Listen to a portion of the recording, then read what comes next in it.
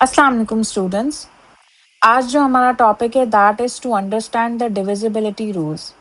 अब अक्सर ऐसा होता है कि हमारे मैथ्स में नॉन कैलकुलेटर पेपर में हमारे पास कोई सर्टेन नंबर्स आ जाते हैं जिसके लिए हम कंफ्यूज होते हैं कि ये किस नंबर से डिविजिबल हैं।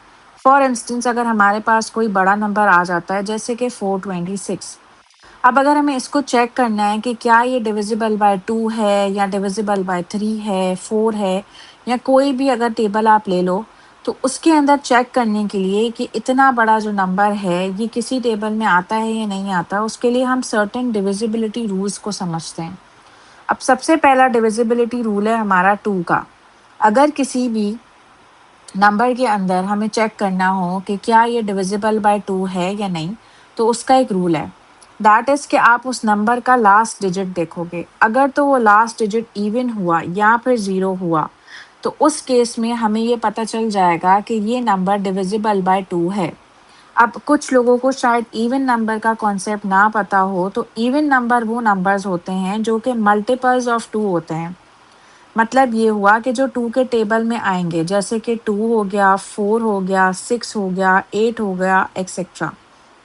जो भी 2 के मल्टीपल्स होंगे, उनको हम कहते हैं कि ये हमारे इवन नंबर्स हैं। अब अगर किसी भी नंबर के अंदर हमारे पास लास्ट डिजिट जो है वो इवन हो या फिर 0 हो, तो इससे हम ये आइडिया लगा सकते हैं कि ये पूरा नंबर 2 से डिविजिबल होगा। फॉर इंस्टेंस अगर हम नंबर लेते हैं 426। अब 426 का अगर आप लास्ट डिजिट देखो तो दैट इज 6। तो क्या 6 नंबर एक इवन नंबर है? Yes it is. इसका मतलब ये हुआ कि ये पूरा का पूरा 426 जो है वो 2 से डिवाइड होगा। It is divisible by 2। इसी तरह से हमारे पास 3 का भी रूल है, 4 का भी रूल है, फिर 5 का भी रूल है। तो लेट्स अंडरस्टैंड। सबसे पहले हमने 2 का कर लिया, अब हमारे पास 3 का भी एक रूल है विच सेज कि अगर हम उन सारे डिजिट्स का सम करें, तो अगर वो सम हमारा 3 का मल्टीपल हुआ, तो इट मीन्स कि वो पूरा का पूरा नंबर जो है वो डिविजिबल बाय 3 होगा। अगर हम 426 को ही चेक करें, तो 426 के अंदर जितने भी डिजिट्स हैं आपने उनको ऐड करना है। For instance 4 plus 2 plus 6 it becomes 12। इसका मतलब ये है कि अब 12 हमारा सम आ गया इन डिजिट्स का। तो क्या 12 हमारा डिविजिबल बाय 3 है? यस।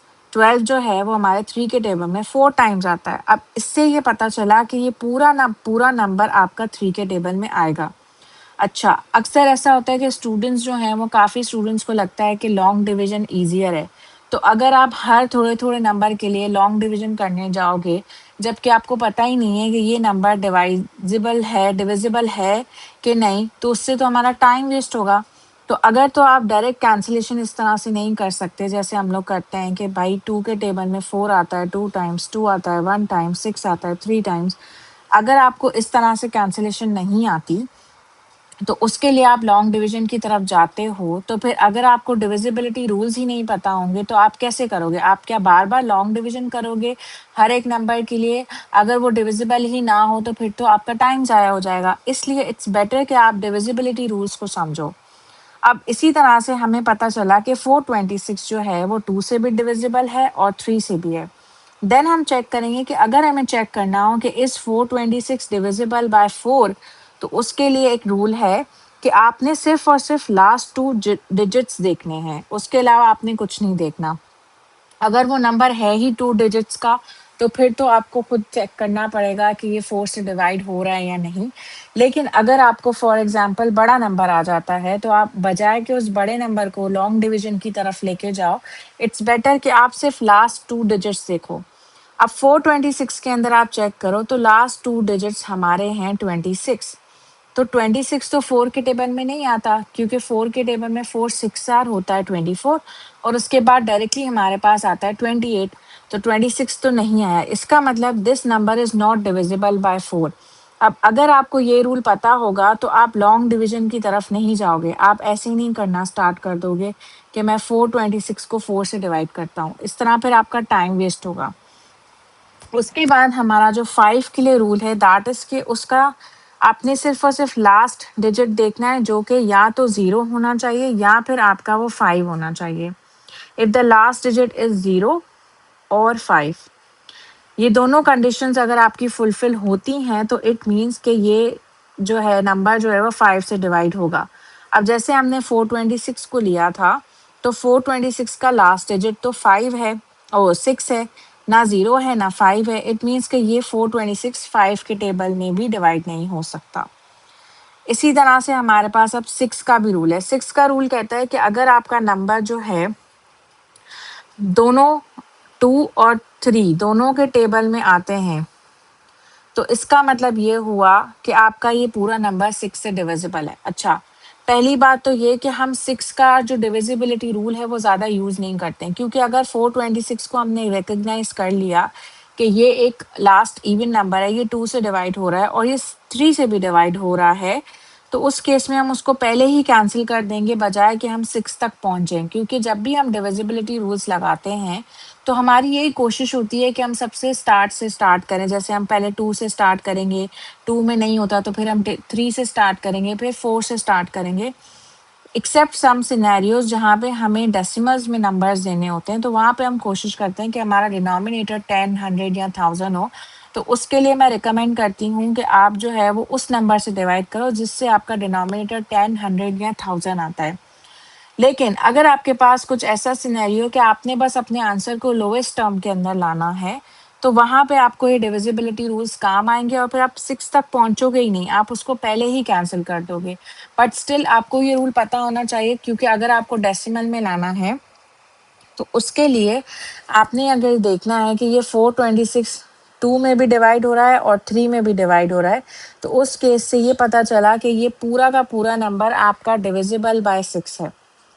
अब 7 के लिए जो रूल होता है that is little bit complicated, but अगर आप इसको प्रैक्टिस करते रहो तो आपको फिर इतना मुश्किल नहीं लगेगा। इट्स जस्ट कि आपको रूल्स का पता हो, फिर आप उसको जो है वो इम्प्लीमेंट करो और फिर आपको इतनी प्रैक्टिस हो जाएगी कि फिर आपको ये रूल्स रट्टे नहीं मारने, आपने जस्ट इनको समझ के करना होगा। अब 7 का ये रूल है कि आपने क्या करना होगा, अपने लास्ट डिजिट को डबल करना होगा और फिर जो रिमेनिंग नंबर है उसमें से आपने इसको सब्ट्रैक्ट कर देना है। अगर तो वो रिजल्ट आपका डिविजिबल बाय 7 है, तो इसका मतलब ये कि पूरा का पूरा ओरिजिनल नंबर डिविजिबल है। अब एक तो एग्जांपल हम ले लेते हैं 426 की। अब जो आपका लास्ट डिजिट है, अगर आप इसको डबल करो, 6 का डबल हो जाएगा 12, और फिर आप उस 12 को सब्ट्रैक्ट करो रिमेनिंग नंबर में से। अब रिमेनिंग नंबर हमारा कौन सा है, 42। तो अगर हम 42 में से 12 को सब्ट्रैक्ट करें तो हमारा क्या आंसर आएगा, हमारा आंसर आएगा 30। तो 30 हमारा 7 से डिविजिबल तो नहीं है। इसका मतलब ये हुआ कि आपका जो है ये पूरा का पूरा नंबर जो है वो 7 से डिवाइड नहीं होगा। इसी तरह से अगर आपके पास एक और एग्जांपल यहाँ पे मेंशन की है मैंने, दैट इज़ 343। अब अगर आप देखो तो 343 का अगर आप लास्ट डिजिट देखो तो लास्ट डिजिट हमारा 343 का है 3, और अगर आप 3 का डबल करते हो तो दैट बिकम 6। अब आप 34 में से 6 को अगर सब्ट्रैक्ट करो तो आपको आंसर देगा 28। तो 28 जो है वो 7 का मल्टीपल है, 7 4 आर 28। तो इससे ये पता चला कि ये 343 जो है वो 7 का मल्टीपल है। अब फिर से मैं यही बात बोलूँगी कि आप जब जब भी आप अपने लोएस्ट टर्म में फ्रैक्शन को लेके आते हो, तो आप पहले 2 से, फिर 3 से, फिर 4 से, फिर 5 से, इस तरह से ट्राई करते हुए आते हो। तो 6 या 7 या 8 तक पहुँचते-पहुँचते आपका नंबर बहुत कट चुका होता है, तो फिर वो इतनी नौबत आती ही नहीं है कि आप 7 तक आओ। बट फिर से मैं यही कहूँगी कि आप कोशिश करो, या फिर अगर आप डायरेक्टली बड़े नंबर से कैंसिल कर लेते हो दोनों नंबर्स को, ऊपर वाला भी और नीचे वाला भी, न्यूमरेटर और डिनोमिनेटर दोनों को अगर आप कैंसिल कर लेते हो बड़े नंबर से, तो उससे ये होता है कि आपको बार-बार कैंसिल करने की नीड नहीं होती।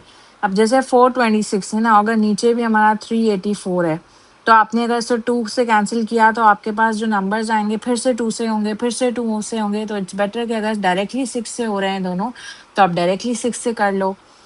तो इसका ये फ़ायदा होता है। अच्छा, फिर हमारे पास आता है 8 का। अब 8 का रूल बहुत ईज़ी है कि लास्ट 3 डिजिट्स जो हैं वो आपके 8 से डिवाइड होने चाहिए।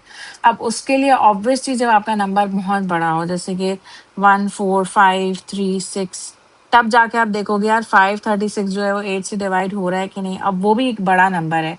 बट फिर भी जो है वो अगर बहुत बड़ा नंबर आ जाए, जो कि आता नहीं है बट स्टिल अगर आ जाए तो फिर आप, लेकिन 8 का इतना ज़्यादा जो है वो काम का नहीं है। उसके बाद आपके पास जो 9 का डिविजिबिलिटी रूल है, that is also just similar to 3। जिस तरह आपका 3 का रूल था ना कि आपने सारे नंबर्स को ऐड करना है, सारे डिजिट्स को ऐड करना है। अगर वो एडेड नंबर, वो जो सम है आपका डिविजिबल बाय 9 है, तब आपका वो पूरा नंबर 9 से डिवाइड होगा। जैसे आप 4 टू 6 को ऐड करते हो तो दैट बिकम्स 12। अब 12 जो है वो 9 के टेबल में तो नहीं आता। इसका मतलब 426 जो है इट्स नॉट डिविजिबल बाय 9। 10 का सबसे सिंपल, जैसे 5 का था ना कि लास्ट डिजिट आपका 5 हो या फिर 0 हो, तो उस केस में आपका जो है वो 5 से डिवाइड हो जाएगा। 10 का तो सबसे ईज़ी होता है कि लास्ट में आपका अगर 0 आ रहा है, लास्ट डिजिट अगर आपका 0 है तो इट मीन्स कि दैट इज़ डिविजिबल बाय 0। इसी तरह से अच्छा 11 का तो टेबल भी आसान है, लेकिन जब 11 में बहुत बड़े नंबर्स आ जाते हैं ना तो फिर स्टूडेंट्स कंफ्यूज हो जाते हैं। वरना तो 11 का टेबल इटसेल्फ भी आसान है, 11, 22, 33। लेकिन मसला यही आता है ना कि अगर बड़ा नंबर आ गया तो थोड़ा सा 11 का टेबल भी फिर मुश्किल लगता है। तो अब इसका भी रूल बिल्कुल वैसे ही था जैसे हमने 7 का किया था ना, कि आपने क्या किया था, डबल किया था लास्ट डिजिट को और फिर रिमेनिंग से सब्ट्रैक्ट कर दिया था। तो इसमें भी आपने क्या करना होता है, बस इसमें ये होता है कि आपको लास्ट डिजिट डबल करने की ज़रूरत नहीं है। सिंपली आपने सब्ट्रैक्ट करना है लास्ट डिजिट को रिमेनिंग नंबर से। 7 में तो हमने लास्ट डिजिट को पहले डबल किया, उसके बाद रिमेनिंग से ना सब्ट्रैक्ट किया था। लेकिन 11 में आपने डायरेक्टली लास्ट डिजिट को सब्ट्रैक्ट करना है। जैसे कि आपका हो गया 121, अब लास्ट डिजिट हमारा 1 है, तो अगर आप 12 में से 1 डिडक्ट करो तो आपके पास रह जाता है 11। अब 11 जो है वो डिविजिबल है 11 के टेबल में, तो इसलिए हम कहते हैं कि 121 इज़ डिविजिबल बाय 11। अच्छा, ये तो याद भी होगा काफ़ी स्टूडेंट्स को। लेकिन अगर आप देखो 426 को, अब 6 को आप सब्ट्रैक्ट करो 42 से, तो फिर 42 माइनस आप 6 करो तो इसका आपका आंसर आएगा 36। तो क्या 36 जो है वो डिविजिबल है बाय 11? नहीं, क्योंकि 11 के टेबल में तो 11, 22, 33, 44 इस तरह के नंबर्स आते हैं ना, तो 36 तो नहीं है। इसका मतलब ये 426 इज नॉट डिविजिबल बाय 11। फिर लास्ट डिविजिबिलिटी रूल है कि if the number is divisible by 3 and 4 just like 6। 6 के लिए हमने कहा था कि अगर आपका नंबर जो है वो 2 और 3 से डिविजिबल है, इसका मतलब वो 6 में भी डिवाइड होगा।